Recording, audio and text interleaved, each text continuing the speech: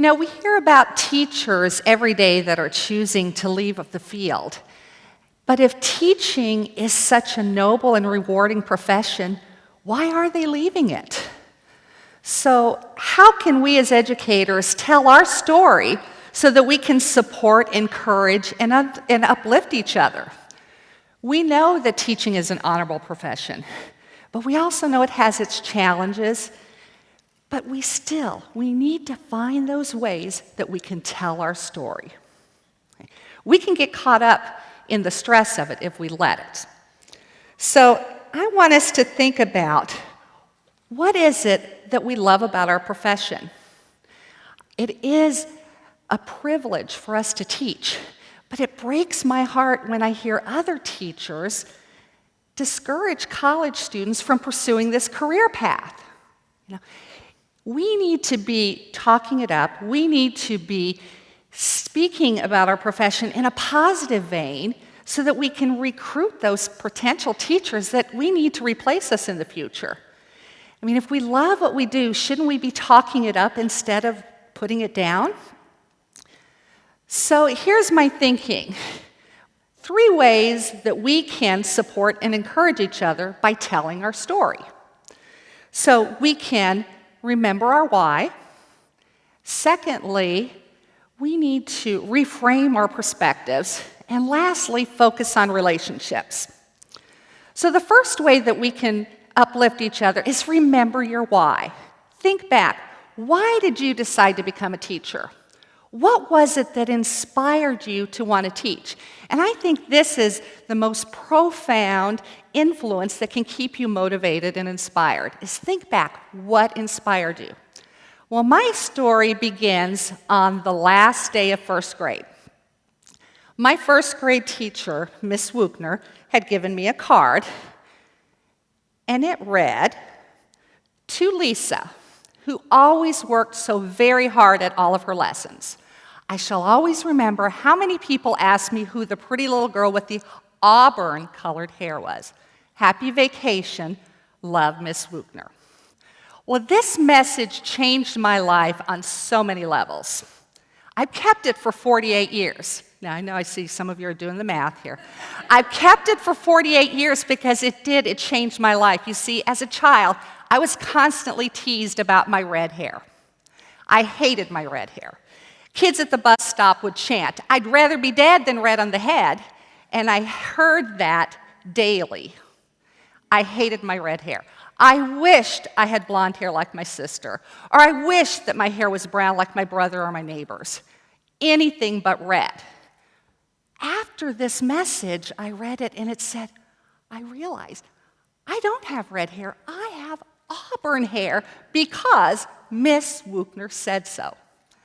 So when the teasing would occur, I just let it go. Didn't bother me anymore because I knew my hair wasn't red. And when those bullies realized they no longer had power over me, it stopped. That is the moment that I decided I'm going to be a teacher. I've never forgotten Miss Wuchner. And thanks to the internet, I've been able to track her down, but unfortunately, she's passed away.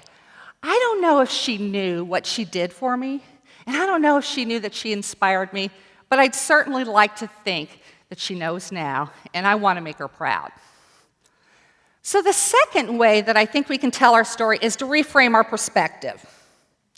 You know, if we take a look at situations through a different lens, our perception and even our reaction can differ. You know, if we just look at it a little bit different, we ask ourselves as educators lots of questions, you know, Common Core or not, what does a PLC really look like? What do I need to teach my students? How am I going to do it? How do I know if they're getting it? And I could go on. You have lots of questions too, but let's just take a look at one question that I think that really speaks to how we see ourselves in our profession. And that question is, who is in charge? Who is in charge of your classroom? With all the mandates that are imposed on us, do you ever ask yourself who's in charge? Is it DOE? Is it the administration? Who is in charge of your classroom? Well, I would argue that you are in charge of your classroom. regardless of all these hoops we jump through, regardless of the evaluations, regardless of the numbers, regardless of those school letter grades, we are still in control of our profession. We are in control. So sometimes, though, we can get a little anxious if we allow it. So that's when we need to reframe our perspective and step back and take a look at our day through a new lens. I know what that feels like. So picture this. My students are sitting on the rug. They've got their clipboard in hand. I'm beginning the lesson. I'm modeling a strategy. And as it gets time for us to practice together, my students look at the Promethean board, then they look down at their clipboard, and then almost in unison they say, "Wait a minute, we don't have that page. Ours is different." I had grabbed the wrong file from my folder. So you know what's going through my mind. Does anybody else think this when they have a snafu in a lesson? I'm looking around thinking, oh my gosh, I have lucked out. No one's in here to observe me right now. I'm not going to get dinged on domain 2 right now. So I quickly respond, "Class, Mrs. Boeglin goofed. Pass the papers to the left, and as I get the right one, I want you all to talk about what we've learned so far." Immediately, my students, I start hearing them say, "Mrs. Boeglin, you're still cool. You're still cool." And within a minute, we get the right papers, we're resuming the lesson, and then Jonathan says, "Class, let's give Mrs. Boeglin a round of applause for finding a way to fix her problem." And the kids start giving me a round of applause, and they're giving me all kinds of encouragement. So now I'm reframing my perspective. No longer did I have that premature sense of concern. Now I'm really, really glad, but I'm also taking it a step further, thinking, darn, I wish I was being observed right now. Because not only would I have not gotten that ding in domain 2, I think I would have recouped another point in domain 3 because my observer would have seen a respectful culture and a classroom environment of kids that work and learn together. And I also realized that I taught my class some skills of patience and tolerance. And I think that those attributes, they are going to serve them regardless of where they end in their life. I have another scenario for you. This is a scenario from my colleague, Amy Garvey. One of her kindergarten students was upset over a consequence that resulted from a poor choice, and he decided to express himself in writing. And this is what he wrote on the back of one of his pages. Okay. Now, for those of you that can't decipher kindergarten writing, I will read it for you, and it says, "Mrs. Garvey is a bitch." Well, Amy's got reframing down to an art, because this is what Amy said about this. She said, "The silver lining is he wrote a complete sentence.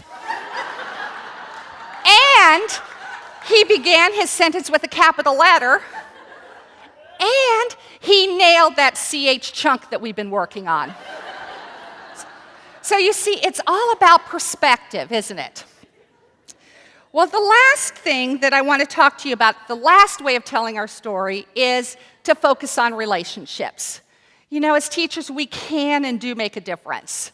You know, we change the lives of our students by the gifts that we offer in our teaching and our learning together, and it's all about those relationships. So I think back not long ago, a 4th grade student approached me and asked me, "Do you ever see my 1st grade teacher?" And I told Allison, "Yes, I see Mrs. Hamilton almost every Sunday at church." And Allison said to me, "Please give her a hug and thank her for being a teacher. Tell her that I wouldn't be where I am today without her, and I'm really good at long division. Please tell her I'm really good at long division." So how much of her life, how much has been affected by that relationship that was forged in 1st grade? How much of mine was affected by Miss Wootner? Well, when I think of students that have touched me, I think of Yui right away. In January of 2009, during the inauguration of President Obama, my kindergarten students were enjoying their indoor recess in the classroom. They were playing. I was watching the inauguration on TV because history was being made. None of the students noticed what was on the TV except Yui. When Chief Justice Roberts asked the president to raise his right hand, Yui stood up and he raised his right hand. The rest of the class noticed what he did and they followed suit. Then when President Obama put his hand on the Bible, not having a Bible, Yui improvised and placed his hand on his heart.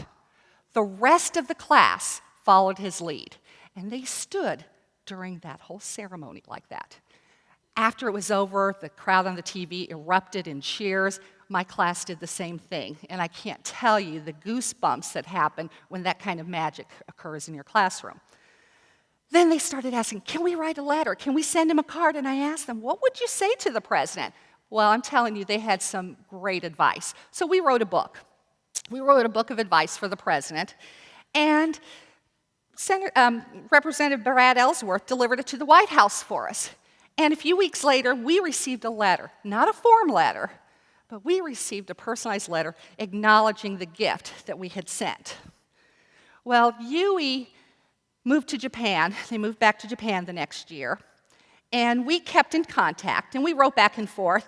And Yui always would end his letters by thanking me for teaching him English. And then he would say, I'm going to come back to America someday to visit, and when I do, let's talk in English, as if I could speak Japanese. Then I lost track of Yui when his family moved to Japan, and then his mom found me on Facebook. Isn't it great? Social media has kept us connected again.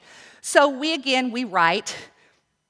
This last year, he sent me this Christmas card of a picture of him, now a 6th grader, wearing the hoodie sweatshirt that I sent him way too many sizes too big a few years earlier. So how is this not the story that we want to tell about education? Is this not what we want people to hear? And don't we want to invite other people to join us in this work? And aren't we lucky to come to work? Now, as I end my talk, I want us to think about one thing. I want you to take a look at your hands. Go ahead, look at them. What do you see? Some of them are small, some are large, some are wrinkled, some are soft, smooth, petite. Some of us have scars. Regardless of what they look like, they all have purpose. We use our hands to sculpt and mold our students for success in school and later in life. So use those hands. Get those hands dirty. Use those hands to uplift your students. Use those hands to console and congratulate them. Use those hands to mold them into what they need to be. For there is no profession that is better and more noble than those professions that serve others. Go forth and use your hands to shape our future. Thank you.